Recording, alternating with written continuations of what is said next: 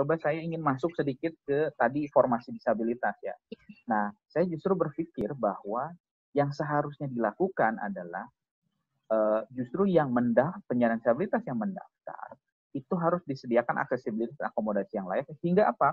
Agar semua peserta yang daftar CPNS itu punya titik start yang sama.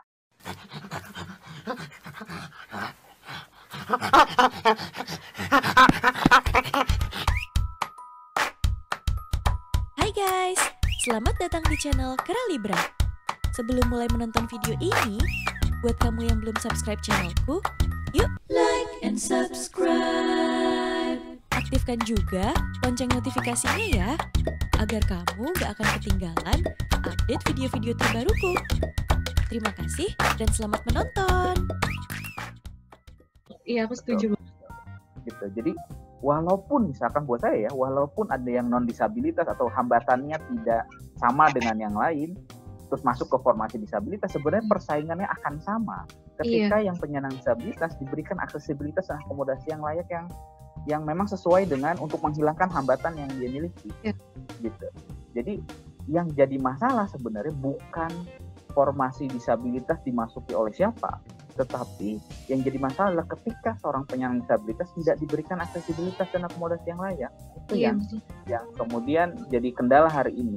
Bahkan kalau saya ya, pemikirannya formasi disabilitas itu harusnya tidak ada gitu. Jadi penyandang disabilitas boleh masuk kemanapun, formasi yang umum kah, cum laude kah, dan seterusnya, tapi dia dilengkapi dengan atau diberikan aksesibilitas akomodasi yang layak.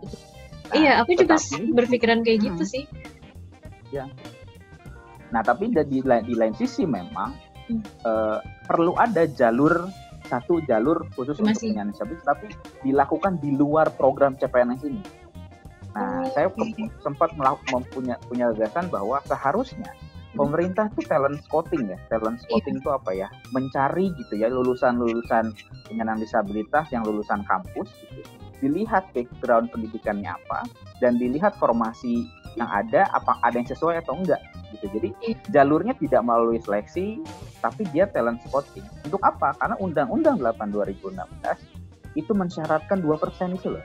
Jadi, pemerintah harus punya target gitu. 2% itu kapan akan terrealisasi?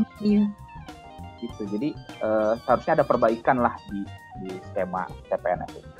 Iya sih, aku memang cukup berpikir juga tentang ide kayak tadi itu karena ya dari misalnya kita lihat contoh seleksi masuk perguruan tinggi gitu, kita pun misalnya ikut seleksi masuk tes di universitas itu kan nggak ada ya, hampir mungkin cuma ada 1 atau 2 universitas yang punya jalur khusus untuk disabilitas, sementara yang lain ya kita memang harus betul-betul ikut tes secara umum bersama-sama dengan peserta non disabilitas, tapi memang aksesibilitasnya yang sudah dipersiapkan sama pihak penyelenggara gitu. Jadi ya aku juga berpikir sebetulnya sih kita yang terutama mungkin untuk tunanetra karena punya banyak hambatan dalam proses seleksi CPNS yang pakai sistem CAT ini ya, asalkan mungkin disediakan fasilitas yang sesuai dengan kebutuhan kita. Misalnya kayak waktu tambahan itu pasti otomatis kita butuh, terus mungkin kalau sekarang sudah pakai pembaca layar pasti itu kita butuh, mau kita daftar di formasi apapun itu adalah kayak basic needs kita, kebutuhan dasar kita. Jadi selama itu dipenuhi kita sih nggak masalah dan nggak khawatir untuk bersaing dengan teman-teman yang non disabilitas gitu sih. Ya jadi harusnya dibuka begitu karena gini, kendala CPNS hari ini dari tahun 2017 sampai 2019 itu tidak semua formasi yang dibuka untuk disabilitas terisi. Iya betul. Kenapa? Karena penentuan formasinya itu tidak sesuai dengan supply-nya, tidak sesuai dengan lulusan latar belakang pendidikannya apa, yang dibukanya apa. Betul. Dan kita sebenarnya ada situasi gray area ya, maksudnya situasi abu-abu di mana saya memang tidak berbasis penelitian, tetapi saya cukup menduga banyak teman-teman disabilitas yang akhirnya tidak daftar CPNS gara-gara nggak ada formasinya. Iya betul. Padahal potensi mereka sama. Jadi seharusnya formasi disabilitas itu, karena saya pernah ikut rapat di Kemenpan RB, ketemu beberapa banyak KL, waktu itu ada Dimas juga saat itu yang saya ingat. Di situ mereka mengakui, kementerian itu mengakui bahwa penentuan formasi itu berdasarkan asumsi saja, gitu. Makanya banyak yang dibuka tuh IT, lalu yang sifatnya tidak terpikir bahwa penyandang disabilitas bisa di luar formasi itu. Padahal pengalaman orang yang menentukan formasi itu pun tidak banyak mungkin berinteraksi dengan penyandang disabilitas dan tidak punya keahlian untuk melihat situasi disabilitas kesesuaiannya dengan pekerjaan. Nah ini sebenarnya itu kelemahan yang sangat terlihat. Padahal aku sempat berpikir kenapa ya nggak kayak disinkronisasi antara mungkin data dari Kemendikbud yang mengurus tentang data-data lulusan perguruan tinggi, kan sekarang ada ya database kayak gitu, mungkin bisa nanti dipetakan dari data-data lulusan itu mana aja yang disabilitas, dia lulus dari jurusan apa, supaya link dengan apa yang nantinya dibuka, jabatan-jabatan mana yang akan dibuka, kayak gitu sih sebetulnya. Sesimpel itu seharusnya. Itu yang tadi saya istilahkan dengan talent scouting itu ya, jadi mencari yang sudah bahkan banyak juga yang udah profesional sebenarnya. Jadi pemerintah tuh bisa diuntungkan dengan penyandang disabilitas yang sebenarnya sudah punya pengalaman bekerja, begitu sudah punya adaptasi dengan dunia kerja. Tetapi memang pemahaman, lalu ya saya harus katakan ya, keberpihakan pemerintah untuk mewujudkan 2% itu masih sebatas melihat membuka kesempatan gitu, tidak berupaya secara lebih besar gitu ya untuk memang memenuhi 2% itu, di mana kemudian penyandang disabilitas yang punya kemampuan dan punya keahlian di bidangnya bisa masuk sebagai bagian dari ASN. Iya betul. Nah, beberapa waktu ini kan kita cukup dikagetkan ya dengan beberapa kasus yang terjadi mungkin hampir bersamaan gitu. Dan aku sempat baca juga PSHK termasuk sudah menyuarakan tentang permasalahan ini. Yang pertama kasus yang menimpa Muhammad Baihaqi ketika dia sudah ikut sampai tahapan seleksi kompetensi dasar, kemudian dia sebetulnya dapat nilai tertinggi tapi malah dinyatakan tidak memenuhi syarat. Dan yang kedua itu untuk kasusnya Alde yang dia itu adalah CPNS di BPK, kemudian dia tidak dinyatakan tidak bisa diangkat menjadi PNS karena kondisinya dan dia dianggap sakit gitu.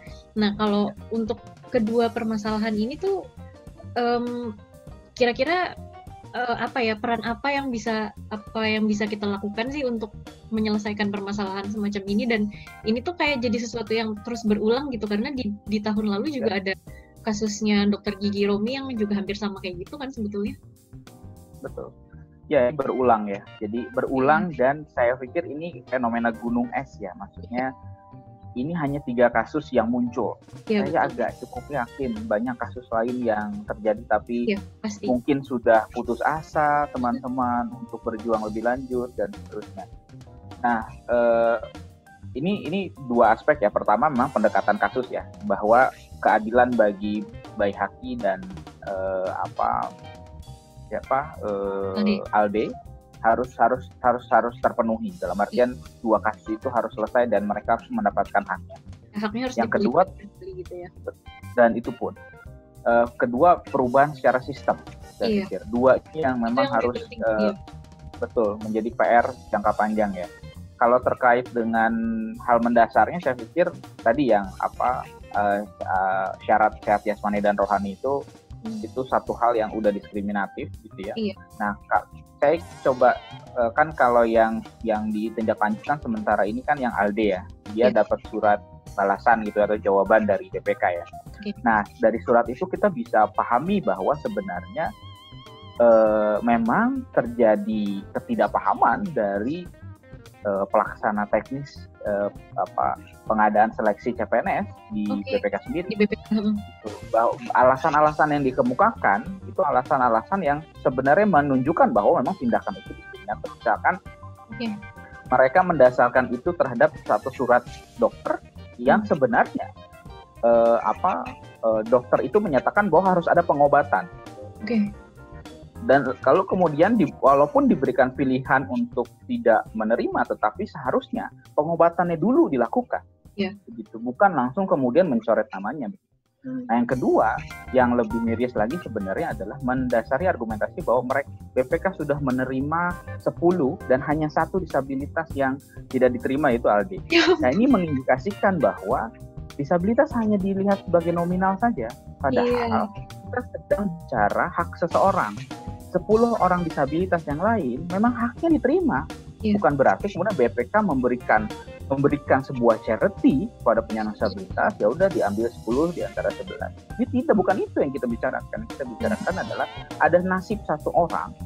Dalam HAM, satu orang itu adalah satu hak asasi manusia. Kita lihat kondisi di Amerika saat ini yang sedang semrawut, sedang kisruh ya. Karena apa? Karena ada satu orang yang meninggal, hanya satu orang. Tapi itu nasib orang. Gitu. Nah, itu yang ingin saya sampaikan ya, bahwa tidak sepantasnya sebuah institusi negara berargumentasi seperti itu. Kalau kita rujuk undang-undang, misalkan Undang-Undang 30 2014 tentang administrasi pemerintahan, setiap kebijakan itu harus dilandasi terhadap pelindungan HAM, jelas pasal 5. Tapi dalam kebijakan itu jelas hanya mementingkan administratif dan asumsi, saya pikir. Tapi prinsip utama misalkan di Undang-Undang ASN itu kan manajemennya harus dengan merit system. Nah, kalau merit system ini kalau secara teori adalah berdasarkan kompetensi, bukan berdasarkan situasi, kondisi fisik, ras, agama, dan haluan politik tertentu. Gitu. Nah, ini tidak dilaksanakan semestinya gitu, akhirnya. Hal-hal yang sifatnya administratif mengalahkan hal-hal yang sifatnya prinsip. Iya, betul. Nah, saya ketika membaca surat itu, saya semakin yakin bahwa harus lanjut, dan saya pikir kedua orang itu, baik Hakim maupun ALD, harus mendapatkan keadilannya. Iya, betul. Dan aku juga sempat kayak merasa cukup kecewa sih ya dengan surat edaran yang waktu itu dikeluarkan Kemenpan RB untuk kayak semacam penjabaran dari Permenpan RB nomor 23 tahun 2019 itu ya. Karena ya surat edaran itu hanya seperti memberi saran gitu mungkin ya, kalau kalian sudah buat rekrutmen, sudah mengeluarkan pengumuman, terus ada yang tidak sesuai dengan ketentuan tentang disabilitas yang ada di Permenpan RB, tolong diubah. Terus kalau misalnya ada yang belum buat pengumumannya, tolong diikuti, disesuaikan dengan ketentuan di surat edaran ini dan Permenpan RB 23 gitu. Jadi itu kayak kesannya nggak mewajibkan gitu, dan efeknya adalah salah satu teman aku, dia juga daftar di BPK, dan itu tuh satu-satunya jabatan yang bisa dia lamar dengan latar belakang pendidikannya dia yang sastra Jerman, nggak ada di tempat lain, cuma bisanya di situ, dan itu pun bukan untuk masih disabilitas murni, jadi formasi umum yang ada keterangan dapat diisi disabilitas gitu. Akhirnya dia daftarlah di situ, dan setelah itu dia dinyatakan nggak lulus seleksi administrasi. Kemudian waktu kita sanggah, kita menggunakan dasar dari surat edaran Kemenpan RB dan dari Permenpan RB-nya sendiri, tapi ya entah si verifikator juga nggak paham dengan adanya si surat edaran itu, tapi itu tidak dijadikan dasar bagi mereka, justru mereka malah tetap bilang ini tidak sesuai dengan persyaratan yang telah kami tentukan di pengumuman persyaratan kami gitu.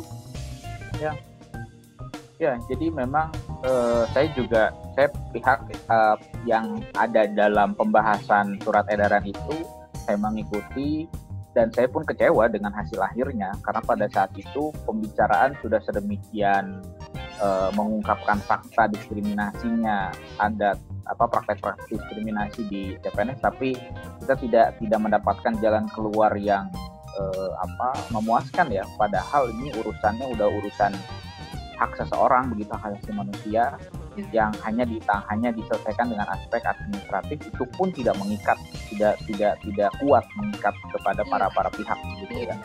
Jadi hanya surat edaran. Kami awalnya sebenarnya pada saat itu, saya ingat ada beberapa teman, ada Pak Happy Sayang, ada Bu Aryani, pada saat itu ada beberapa aktivis disabilitas hadir di Kemenpan RB, dan kami merumuskan satu draft perubahan terhadap peraturan menteri tetapi tidak dikabulkan karena memang mungkin secara momentum sudah sangat mepet ya.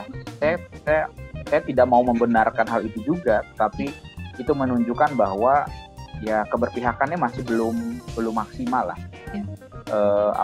Tidak sulit sebenarnya mengubah lalu kemudian melakukannya, mengimplementasikannya ya, tapi melihat itu sebagai sebuah beban ya tidak akan dilakukan, kira-kira begitu. Nah, oleh karena itu sebenarnya advokasi ke depan untuk terkait perubahan sistem seharusnya dimulai dari saat ini untuk CPNS yang berikutnya, kira-kira gitu ya. Mumpung masih agar belum kayak masih belum rush banget gitu. Kalau udah waktunya mepet pasti nanti akan ada alasan lagi, kita udah nggak ada waktu untuk membahas ini, pasti kayak gitu kan. Betul. Nah sekarang pun kita lihat misalkan kasusnya Alde muncul gitu ya, saya belum melihat ada respon dari Kemenpan RB, saya belum melihat ada respon dari KASN ya, Komite ASN atau BKN atau Kemenko PMK atau siapapun unsur pemerintah yang sebenarnya harusnya melindungi hak penyandang disabilitas. Ini sebenarnya sudah seminggu lah ya kira-kira ya, kita jadi bisa menilai sejauh mana kepedulian begitu para pemegang kebijakan itu terhadap kebijakan penyandang disabilitas. Jadi saya pikir dengan situasi ini harusnya kita jadi tambah semangat untuk bisa sama-sama advokasi isu ini gitu. Ya betul sih. Dan kalau aku sih punya masukan, ini mungkin nggak sih ya kalau menurut Bang Fajri dari sisi kebijakan gitu, misalnya untuk mengantisipasi ketidakpahaman misalnya dokter ketika kita buat surat keterangan disabilitas, atau mungkin adanya orang-orang yang mengaku-ngaku sebagai disabilitas gitu, kayak kita mengimplementasikan sampai sekarang kan kartu penyandang disabilitas itu masih belum terrealisasi juga kan. Mungkin nggak sih ketika nanti itu diimplementasikan, betul-betul asesmennya itu justru ketika kita akan mendapatkan si kartu penyandang disabilitas itu, dan setelah kita dapat kartu itu jadi fungsinya mungkin kayak KTP, kayak identitasnya disabilitas. Jadi ketika misalnya ada proses rekrutmen yang memberikan jalur khusus untuk disabilitas, ya kita cukup melampirkan si kartu itu sebagai bukti kalau kita memang betul-betul disabilitas dan kita memang layak untuk mengikuti seleksi itu gitu loh. Jadi kalau sekarang kadang-kadang permasalahannya ya betul-betul administratif, dan karena ketidakpahaman dokter ada orang yang sampai harus berpindah-pindah berapa rumah sakit untuk bisa mendapat surat keterangan itu. Tapi ada juga dokter yang nggak paham, terus begitu orang minta surat keterangan disabilitas ya udah dokternya langsung ngasih aja gitu. Ya. Memang banyak permasalahan yang masih terjadi di isu disabilitas. Akarnya adalah pendataan. Pendataan itu sebenarnya instrumen ya, tetapi sebenarnya maknanya adalah sejauh mana negara itu kenal sama warga negaranya. Sejauh mana, kalau secara administratif, sejauh mana pemerintah itu tahu terhadap penduduk yang dia sasaran dari pembangunan yang dilakukan. Jadi ketika pendataannya buruk, saya pikir emang nggak saling kenal. Kita hanya saling kenal ketika pemilu misalkan. Tapi ketika di luar itu terkait pemenuhan hak, akhirnya pemegang kekuasaan dengan yang masyarakatnya itu tidak saling kenal. Gitu. Nah ini yang sebenarnya miris sekali. Kalau pendataan itu baik, yang dibuktikan dengan kartu, saya pikir banyak permasalahan terselesaikan. Bahkan ketika pendataannya baik, pemerintah pun nggak perlu mengadakan formasi disabilitas, karena dia udah tahu kita tuh atau penyandang disabilitas tuh hanya 8,56%,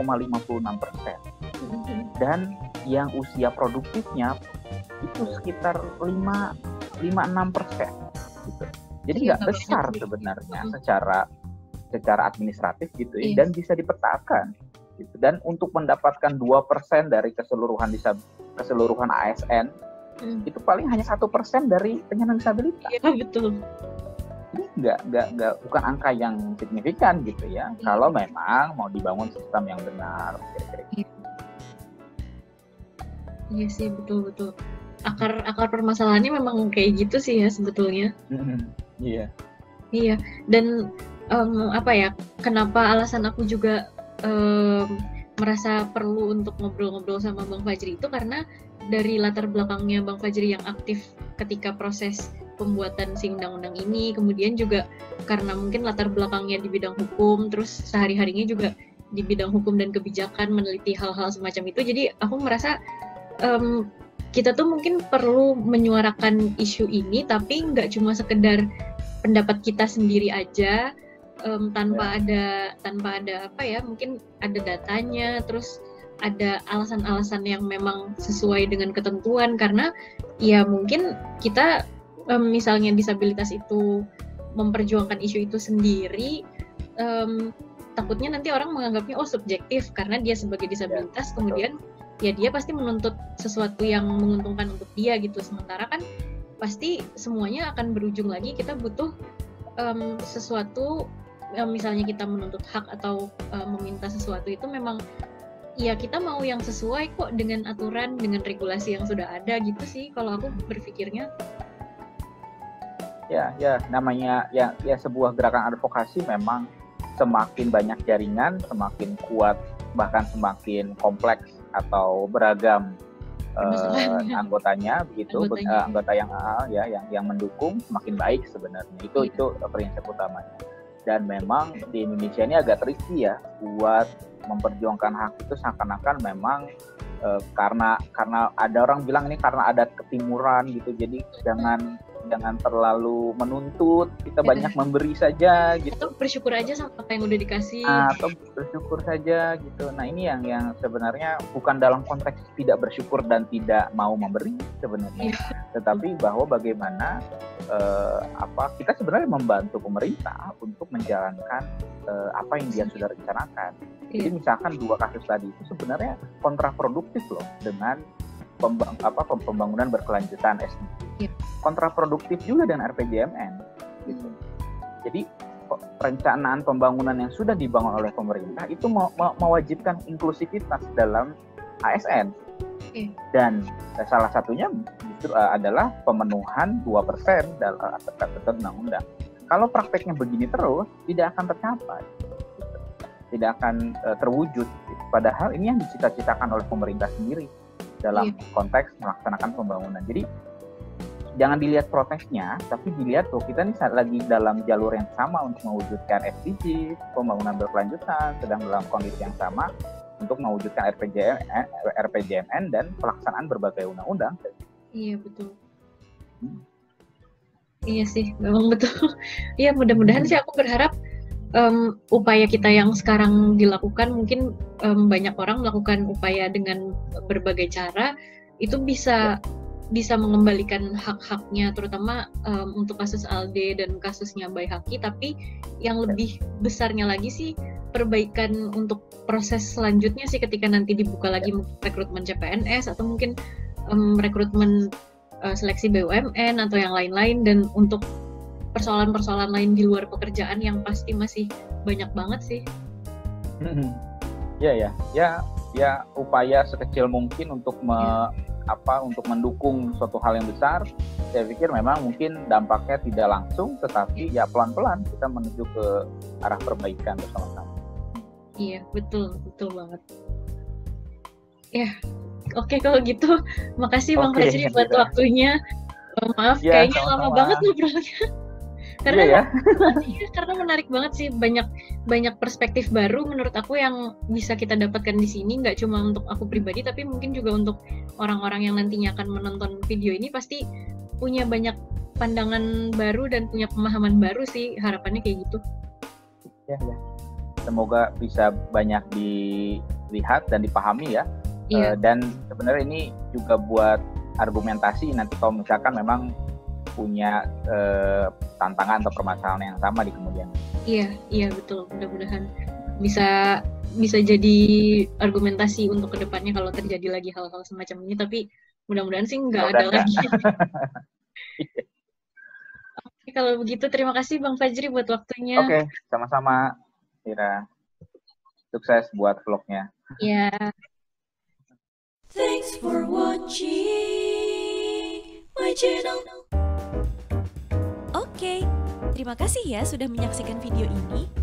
Kalau kamu merasa konten yang aku sajikan ini bermanfaat, silahkan like, komen, dan share sebanyak-banyaknya, agar semakin banyak orang yang merasakan manfaatnya, dan aku juga semakin semangat membuat konten-konten baru. Sampai jumpa lagi di videoku berikutnya ya. Dadah!